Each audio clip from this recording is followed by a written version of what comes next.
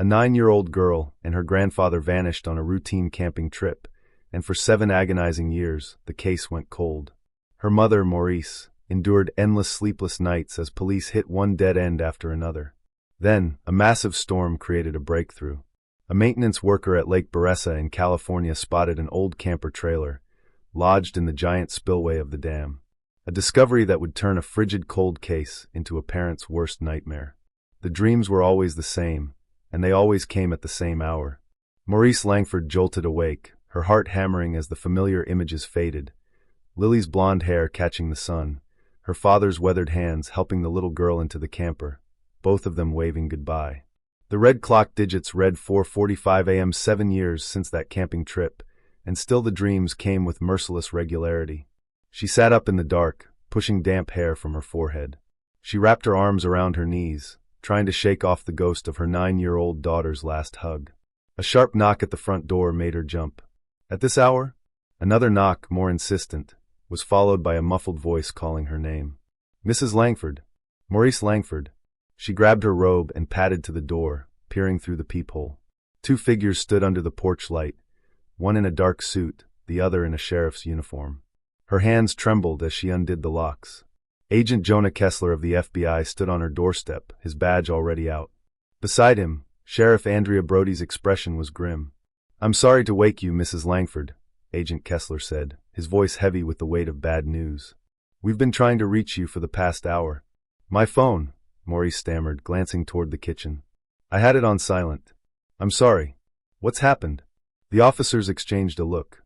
"Ma'am, we need you to come with us," Sheriff Brody said. "We've found your father's camper." The words didn't make sense. "His camper? Where?" "At Montichello Dam," Agent Kessler said. "In the Glory Hole Spillway." "In the what?" Morris's mind reeled. She knew the Glory Hole, the massive concrete funnel designed to handle overflow water. "I don't understand. How could a camper be in?" "Someone put it there," Sheriff Brody interrupted gently. "We believe it happened in the last few hours. Emergency services are working to extract it now. We need you to identify it and some items that may have been recovered." Morris's legs felt like they were made of lead. After 7 years of nothing, of false leads and dead ends, this sudden development was surreal. "Did you find?" "We should discuss this on the way," Agent Kessler said. "It's about a 2-hour drive to Napa County. The team hopes to have it out by the time we arrive." I need to change." Her voice sounded distant to her own ears. "Of course, but please, as quickly as you can." She dressed mechanically, jeans, a sweater, tennis shoes. Her hands shook as she grabbed her purse and locked the door behind her. The black sedan waited in her driveway, engine running. As they pulled onto the empty highway, Agent Kessler turned from the passenger seat. "I know this is a shock, Mrs. Langford. We received a call around 2 a.m. from a maintenance worker at the dam. He was checking water levels after last night's storm and spotted something metallic lodged in the spillway." "The storm?" Maurice repeated. It had been fierce, rattling her windows. "But how could someone?" "That spillway must be 70 feet across. How do you just dump a camper in that?" "That's what we're trying to figure out," Sheriff Brody said, glancing in the rearview mirror. "Whoever did this knew the area well. They also knew the storm would create heavy water flow. We think they expected the camper to be crushed and swept through to the outlet, but it got stuck." "Lucky for us," Maurice said. Agent Kessler nodded. The angle, the size of the camper, even with the water flow, something prevented it from going all the way down. They drove in tense silence as the sky lightened. Maurice watched the familiar Oregon landscape give way to Northern California's rolling hills. Her mind kept circling back to the impossibility of it all. Her father's vintage Airstream camper, the one he'd lovingly maintained for decades, somehow ending up in a dam spillway. As they approached Montichello Dam, Maurice saw the police barriers first. The normally busy Lake Beressa recreation area was cordoned off, patrol cars and emergency vehicles clustered near the spillway. The morning sun had just crested the hills, painting the water in gold and green. And there it was. Morris's breath hitched. The aluminum camper sat on the roadside, water still dripping from its riveted surface. Even from a distance, she recognized the distinctive shape, the rounded edges her father had polished every spring. But 7 years had not been kind. Rust streaked the once gleaming surface, and the windows were clouded with grime. Agent Kessler helped her from the car. "Take your time, Mrs. Langford." As they approached, a man in a CLR vest intercepted them. "Agent Kessler, I'm Dave Morrison, lead supervisor on the extraction." "Hell of a thing. Getting that out of there. How'd you manage it?" Sheriff Brody asked. Morrison gestured to the massive crane still positioned near the spillway. "Hydraulic rig and a lot of careful maneuvering. The thing was wedged at a 20-degree angle, like someone just backed it right up to the edge and let it roll in. Storm water was still flowing pretty heavy when we started. Could have gone real bad if it had shifted." Maurice stepped closer. Even damaged and waterlogged, it was unmistakably her father's. She could see the small dent near the door handle, where she'd backed into it with her bicycle at age 12. "The forensics team has already done a preliminary search," Agent Kessler said gently. "Mrs. Langford, I need to tell you, we didn't find any human remains inside." She nodded, unsure if she felt relief or disappointment. "But we did recover several items." He led her to a folding table where evidence bags were laid out. "We need you to identify these if you can." Her legs nearly gave out when she saw the red sweater, sealed in plastic. She recognized the purple embroidery on the sleeves, the one Lily had picked out herself at the craft store. "That's Lily's," she whispered. "And this?" Agent Kessler held up another bag containing a photograph. The image was water-damaged but still visible. Her father and Lily stood in front of the camper, both grinning at the camera. Lily wore the same red sweater, her blonde hair let loose just how she liked it. Her grandfather had his arm around her shoulders. Morris's tears came then, hot and sudden. She pressed a hand to her mouth, trying to muffle the sob that escaped. "There's also this." Sheriff Brody showed her a digital camera. "Do you recognize it?" Maurice wiped her eyes. "My father didn't use digital cameras. He was proud of his old film cameras. Always said digital had no soul." "And these? More bags, fishing gear, moldy blankets."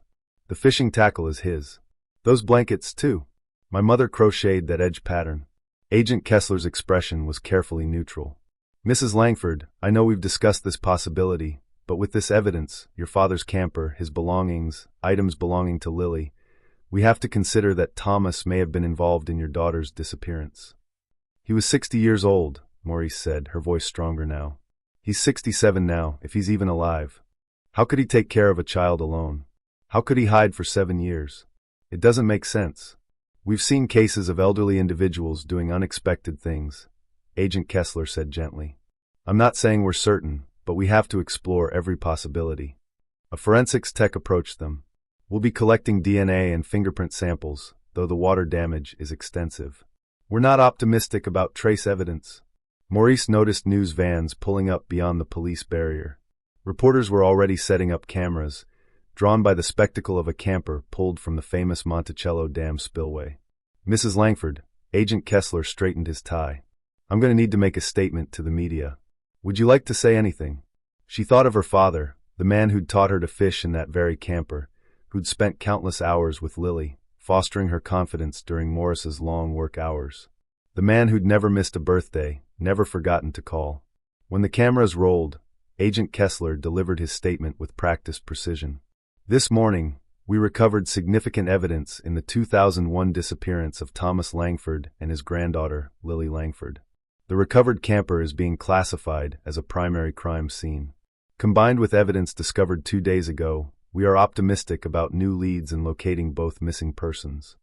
A reporter called out, "Is Thomas Langford considered a suspect?" "We're exploring all possibilities," Kessler answered. "Mr. Langford remains a person of interest, as he has throughout this investigation." Then they pushed Maurice forward, microphones thrust at her face. She tried to speak clearly despite her tears. "Dad, if you're watching this, please come home. Bring Lily back to me. We can still be a family. We can work through whatever happened." More questions came fast, but Maurice felt herself breaking down. Sheriff Brody quickly guided her away from the cameras. "The camper is being transported to our forensics lab in Medford," Agent Kessler said as they walked back to the car. "We'll process everything thoroughly." Maurice watched the tow truck secure her father's camper, that familiar aluminum shell that had carried so many happy memories. Now it was evidence in a 7-year-old mystery, dragged from a spillway like some strange relic from the deep. As they drove away, Maurice pressed her forehead against the cool window glass. The morning sun climbed higher, burning off the last wisps of storm clouds. Somewhere out there, she hoped, her father and daughter were watching this same sunrise. The return journey to Ashland stretched endlessly before them. What had been empty highways in the pre-dawn darkness were now clogged with Tuesday afternoon traffic. Logging trucks, tourist RVs heading to Crater Lake, and local commuters all competed for space on Interstate 5. Maurice sat in the back seat, watching the familiar landmarks pass. Mount Shasta's snow-capped peak, the Siskiyou Pass, the welcome sign for Jackson County. 3 hours to think about that waterlogged camper, the red sweater in a plastic bag, and 7 years of questions that seemed to have more questions than answers. By the time they pulled into the Ashland police station, the clock on the dashboard read 12:17 p.m. Morris's stomach should have been growling, but the thought of food made her nauseous. "I know you probably want to go home," Agent Kessler said as he held the station door open. "But I'd like to review the case file with you while everything's fresh. Sometimes details emerge when we revisit the original investigation." The conference room smelled of burnt coffee and whiteboard markers. Sheriff Brody pulled out a thick manila folder while Agent Kessler connected his laptop to the screen. "August 18, 2001, he began, pulling up the original missing persons report. "You called 911 at 8:47 p.m. when your father and daughter hadn't returned." Maurice nodded, remembering that terrible evening. They were supposed to be back by dinner. Dad was never late when Lily was with him. "When I couldn't reach his cell phone, I knew something was wrong." Officers were dispatched to the campground near Rogue River, Sheriff Brody read from the report. They arrived at 11:15 p.m. and found the designated campsite empty. Not just empty, meticulously cleaned. Agent Kessler clicked to crime scene photos. The campsite looked almost sterile, the fire pit cold and scrubbed, the ground swept clean of footprints. "No personal belongings, no food wrappers, no trace evidence," he continued. The forensics team said it was the cleanest wilderness campsite they'd ever processed. That level of cleaning suggests deliberate concealment.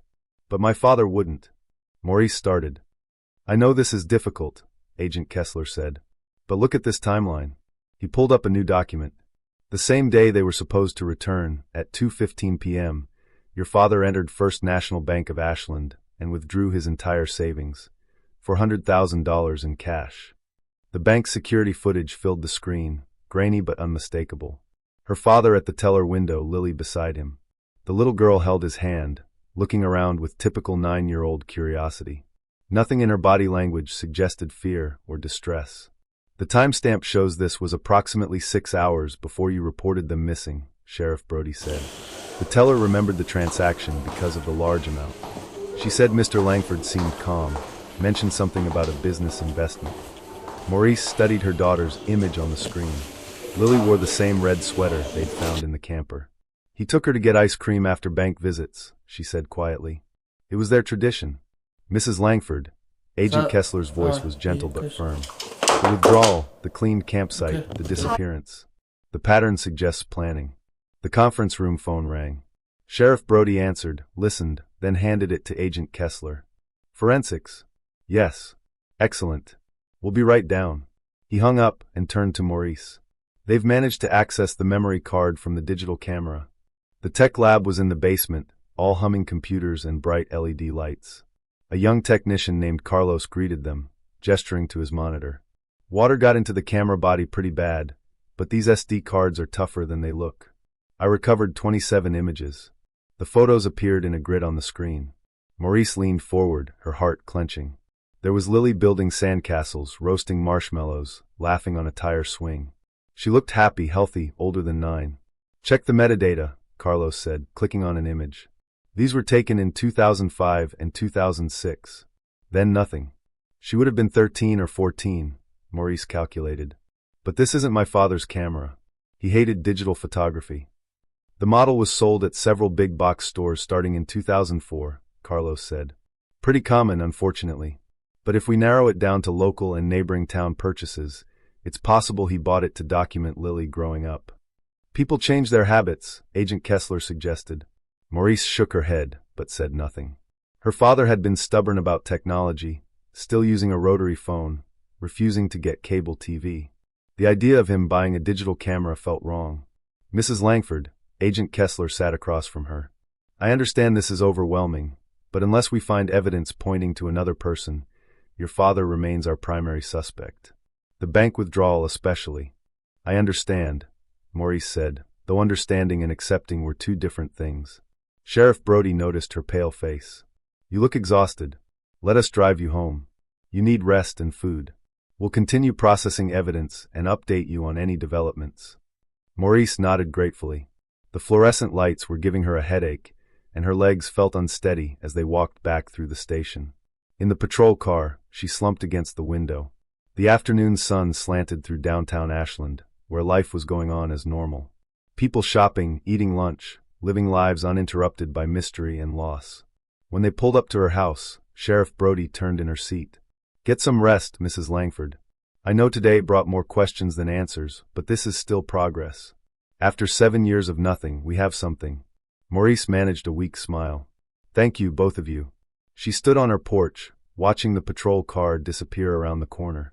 The house felt too quiet, too empty, just as it had for 7 years. But now her mind was filled with new images. Her father's camper pulled from dark water.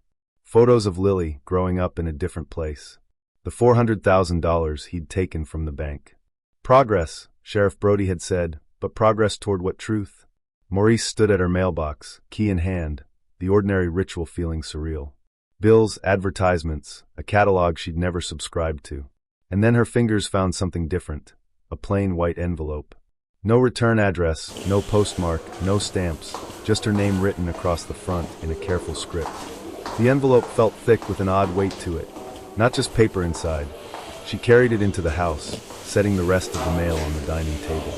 The unmarked envelope drew her attention like a magnet. She turned it over in her hands, studying the handwriting.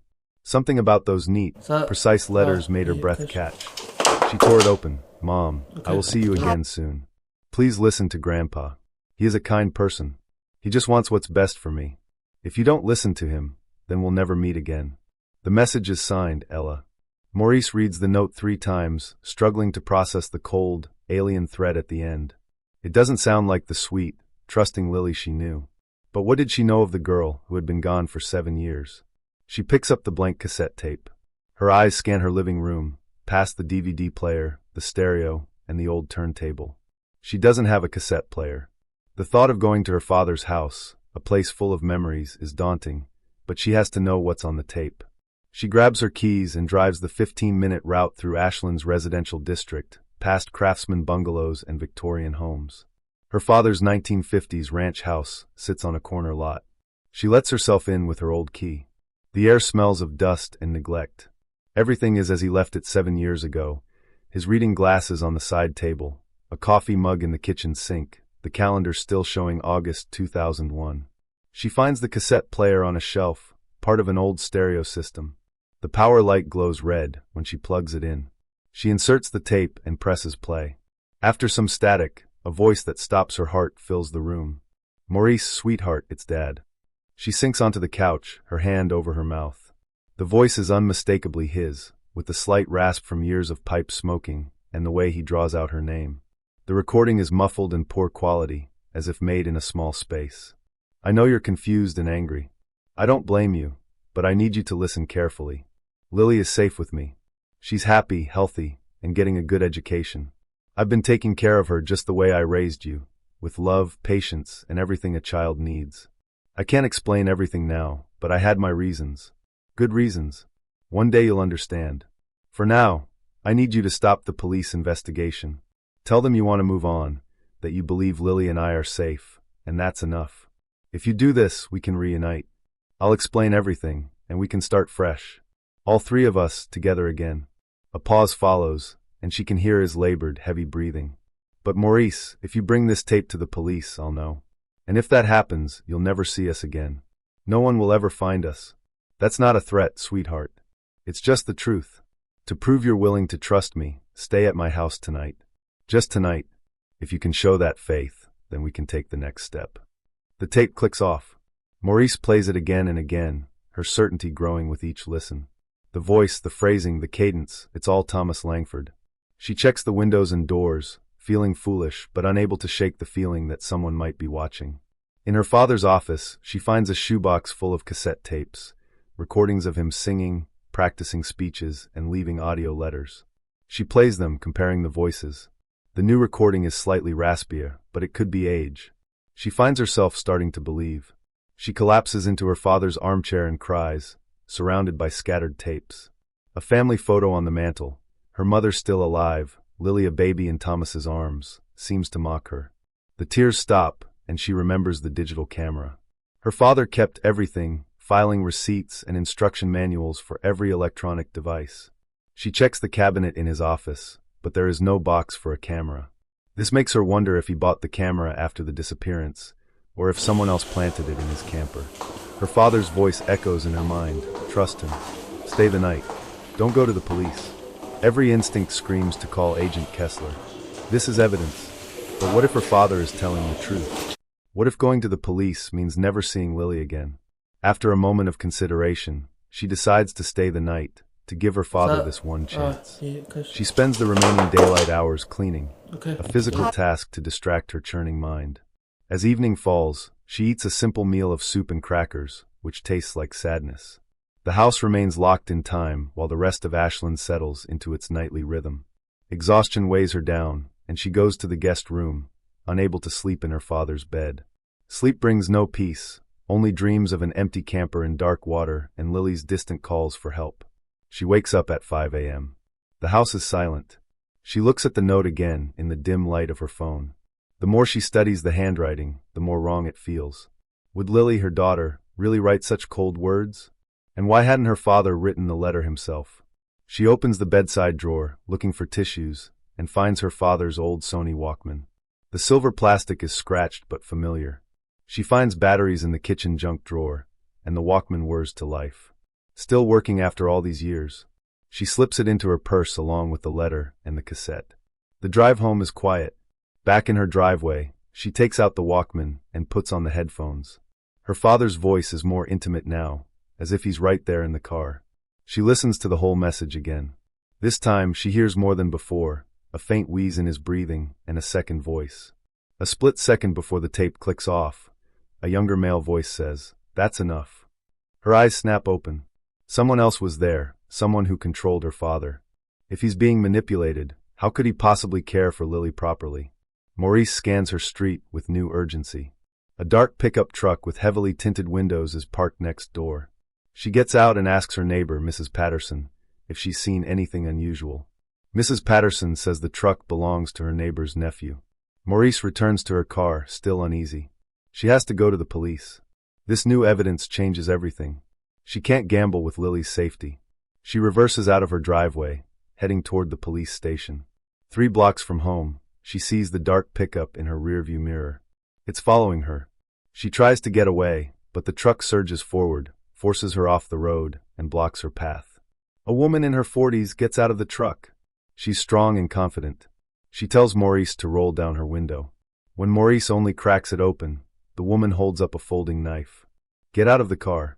Hands where I can see them. Give me your keys." Maurice slowly complies.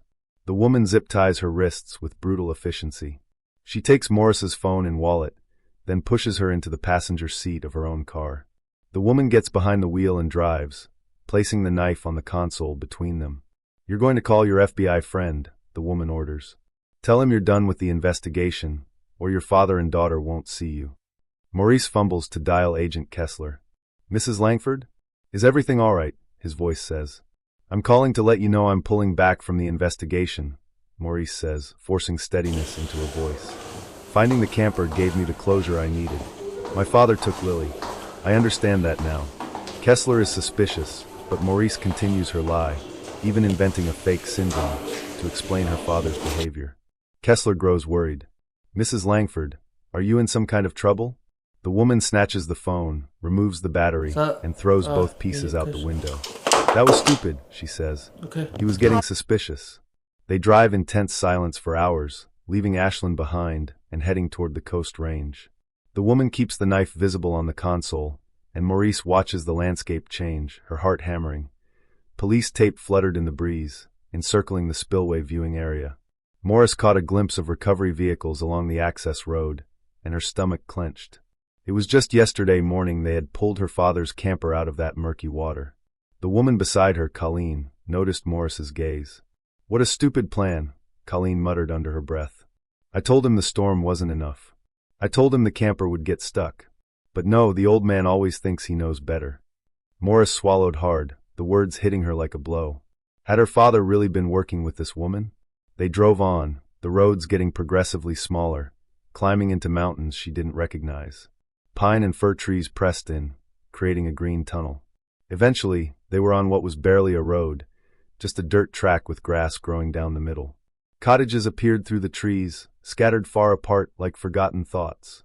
They looked abandoned, with sagging roofs and boarded-up windows. This wasn't a resort. This was a place people went when they wanted to disappear. Scene 2. The cottage confrontation. Colleen pulled up to a cottage that looked slightly less derelict than the others. Moss grew on the roof, but a wisp of smoke curled from the chimney. Another car was parked in the overgrown driveway, its engine running. "Stay here," Colleen ordered, her voice sharp. "Don't try anything funny." She got out, leaving Maurice tied in the passenger seat. Through the windshield, Maurice watched Colleen walk toward the other car. The driver's door opened, and a man stepped out. He was younger, maybe in his 50s, with a lean build and a weathered, angry face. This wasn't her father. Their voices carried on the mountain air. "Colleen, what the hell did you do?" the man, Roy, yelled, gesturing wildly at Maurice. "Why'd you bring her here? You're basically leading the cops straight to us." "Roy, I was worried." Colleen's voice rose defensively. "They found the camper. It didn't get crushed like you planned. I told you that was stupid, but you wouldn't listen.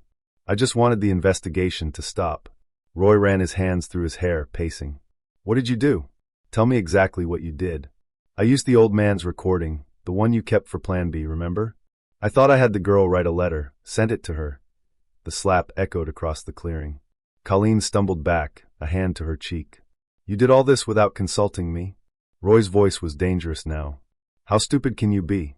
You've ruined everything." "Roy, please," Colleen begged. "Deal with her. Get rid of her somewhere they won't find her." She jabbed a finger toward Maurice. "I'm not having anything to do with your mess," Roy snarled. "I'm taking the girl and leaving. I was already planning to go." Maurice's heart stopped. The girl? Lily. She must be here, probably in Roy's car at this very moment. But where was Thomas? Was her father in the cottage? She watched Colleen argue, Roy dismissing her with sharp gestures. Maurice's hands were tied, but her feet were free. "If I can just get to the driver's seat, reach the controls." She moved carefully, trying not to rock the car, and began sliding across the center console. It was awkward and painful, the gear shift digging into her ribs, but desperation gave her strength. Finally, in the driver's seat, she could reach the pedals with her feet. The key was still in the ignition, Colleen's first mistake. Scene 3. The escape twisting her body, Maurice used her elbow to shove the gear into reverse. The car lurched backward. Through the windshield, she saw Roy and Colleen's heads snap up, their argument forgotten. She stomped on the brake, cranked her bound arms to turn the wheel, and fumbled the gear shift into drive. Colleen was running toward her, Roy close behind. Maurice slammed her foot on the accelerator. The car leaped forward.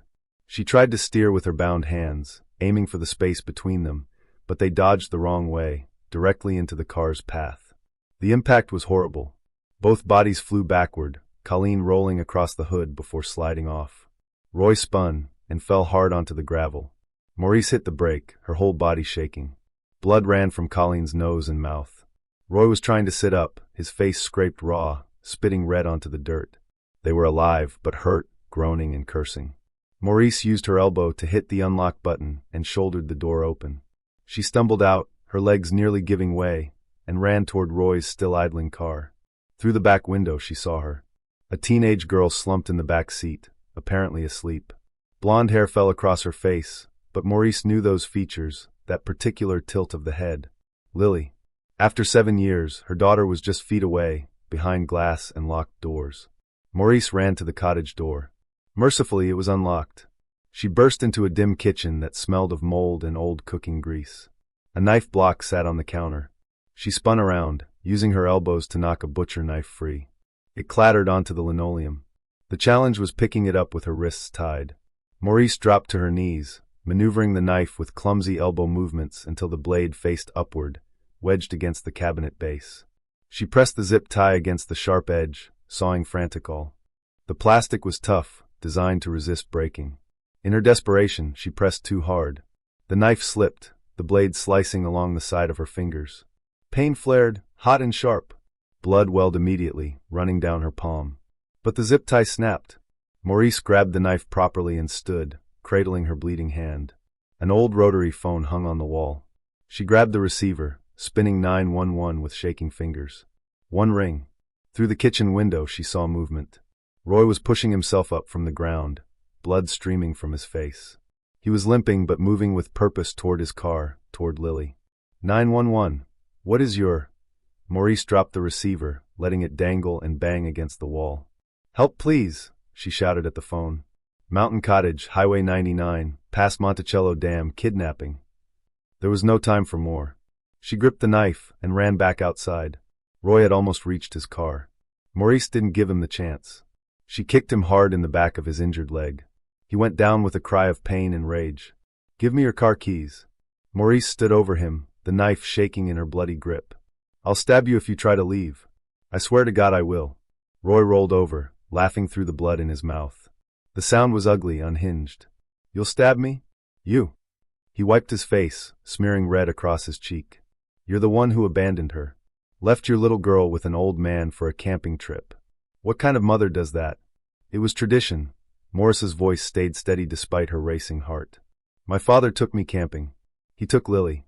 It was family tradition, not abandonment. Tradition. Roy spat the word like a curse. He pushed himself to his feet, swaying but staying upright. You tell yourself that, but you handed her over. Made it easy. He lunged. Maurice tried to dodge, but Roy was faster than his injuries suggested. His hand closed around her wrist, the one holding the knife.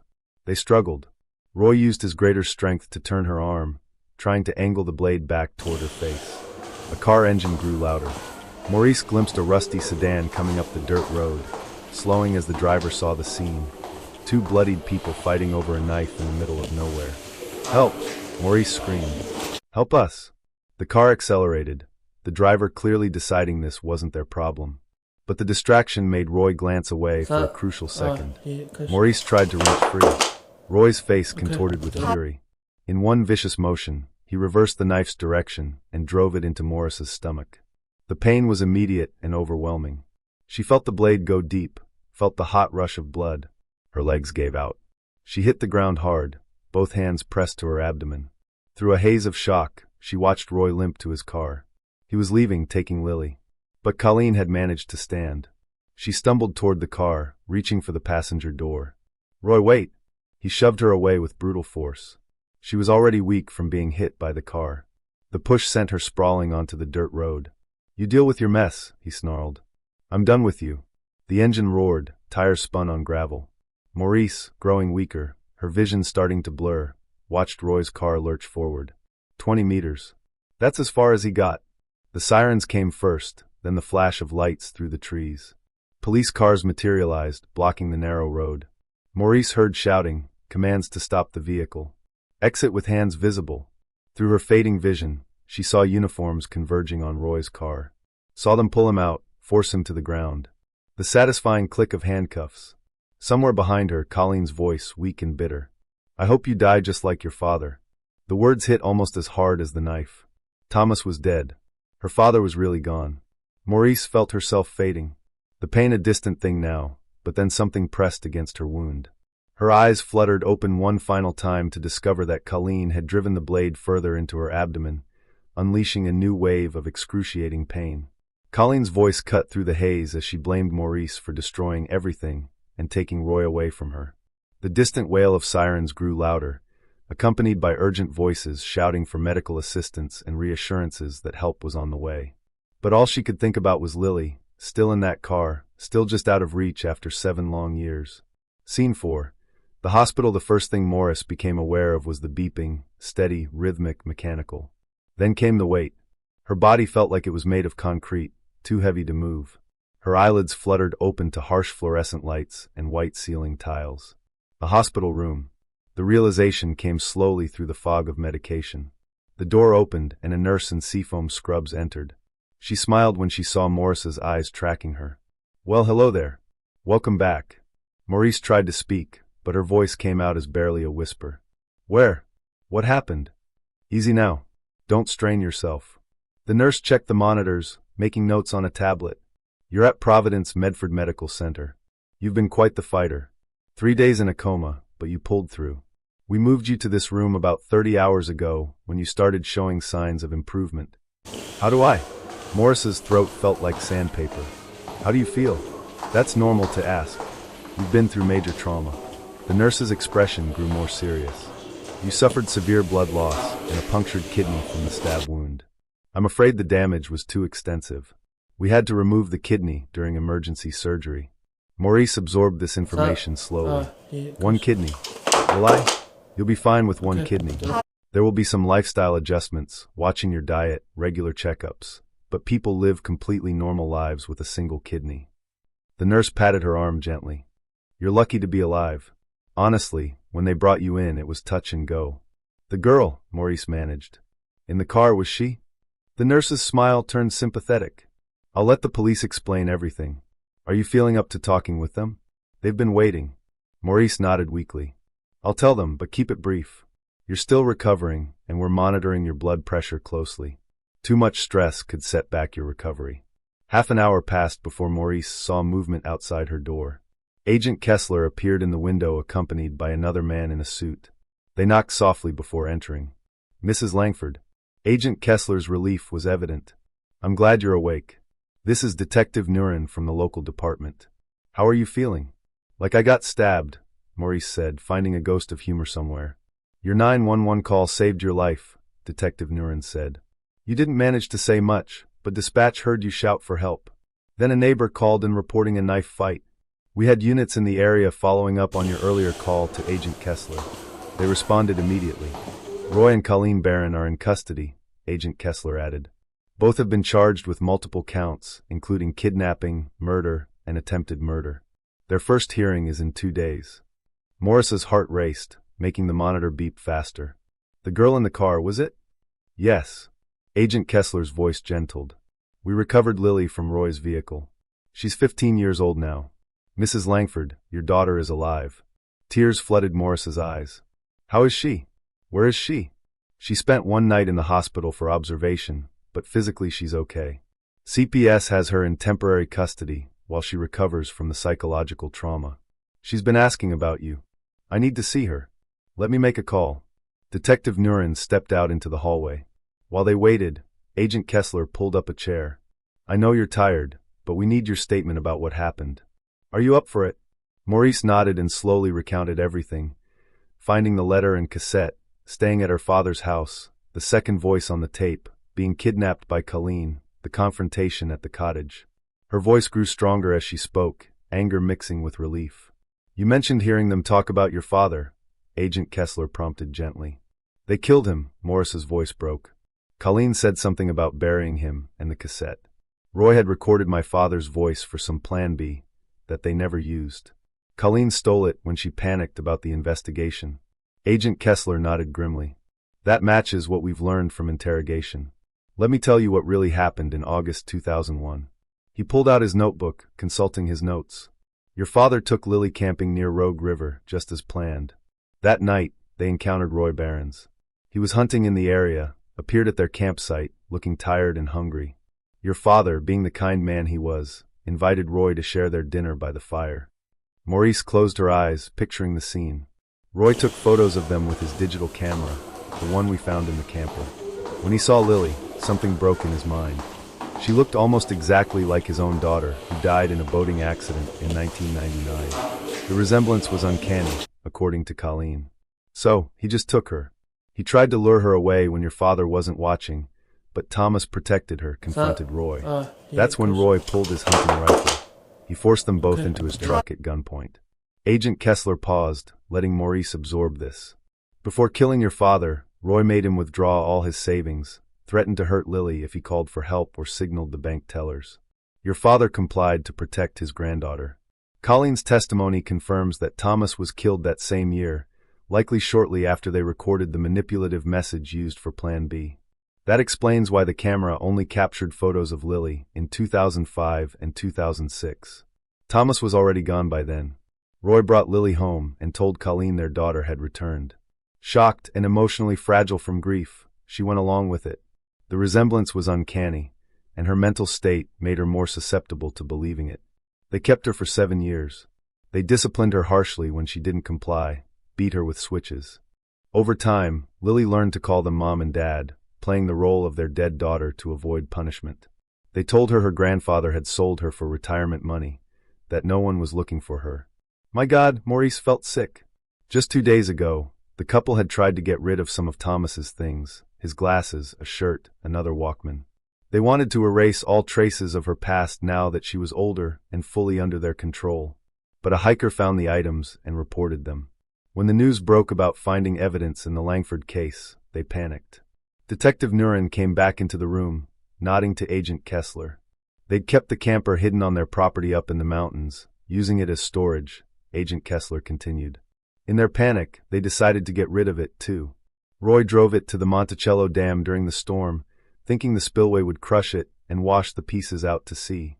He accessed it from a service bridge upstream, but the camper got stuck instead. And Colleen thought the digital camera was my father's, Maurice said, understanding dawning. That's why she threw it in with everything else. But it was Roy's all along. Exactly, Agent Kessler said. Your instinct about your father not using digital cameras was correct. A soft knock interrupted them. A CPS worker came in, followed by a teenage girl. Maurice's breath caught. Lily was tall, her blonde hair reaching past her shoulders. She was thin, too thin, with guarded eyes that looked much older than her 15 years. But underneath the changes, Maurice could still see her daughter, the shape of her face, the way she tilted her head, the little girl who'd waved goodbye 7 years ago. Mom! Lily's voice was uncertain, but full of hope. Oh, baby! Maurice held out her arms, tears streaming down her face. Lily rushed forward, careful of the 4 lines and monitors, and fell into her mother's embrace. They held each other, both crying now. They killed Grandpa, Lily sobbed against Maurice's shoulder. Right after he got the money. They made me think he sold me, but he didn't. He tried to protect me. They killed him, and I don't even know where he is. Shuh, sweetheart. Maurice stroked her daughter's hair, breathing in the reality of her. Grandpa loved you so much. He'll always be in our hearts. We won't forget him. I promise. Agent Kessler gently cleared his throat. We'll be searching the Baron's property once we get a court order. In cases like this, bodies are usually buried close to where the killers lived. We'll find him, Mrs. Langford. We'll bring him home. Thank you, Maurice whispered. Roy Barron is a veteran with severe, untreated PTSD, Detective Nuren added quietly. Losing his daughter broke something in him. Colleen enabled his delusions out of her own grief. Their trauma and guilt made them increasingly paranoid, which ultimately led to their downfall. If they'd stayed quiet, we might never have found them, but fear made them reckless. Maurice held Lily tighter. Justice would come for Roy and Colleen Barron. Her father would be found and properly laid to rest. There would be trials, therapy, and a long road of healing ahead. But right now, in this hospital room with monitors beeping and her daughter warm and alive in her arms, Maurice felt something she hadn't experienced in 7 years, hope. We're together again, she whispered to Lily. That's what matters. I'm going to get better as fast as I can, and we'll go home. We'll make new memories. We'll be okay. Lily pulled back just enough to look at her mother's face. Despite everything she had endured, a small smile appeared. I'd like that, Mom. I'd really like that. The sun slanted through the hospital window, painting golden squares on the white blanket. Mother and daughter held each other. No longer lost, finally found.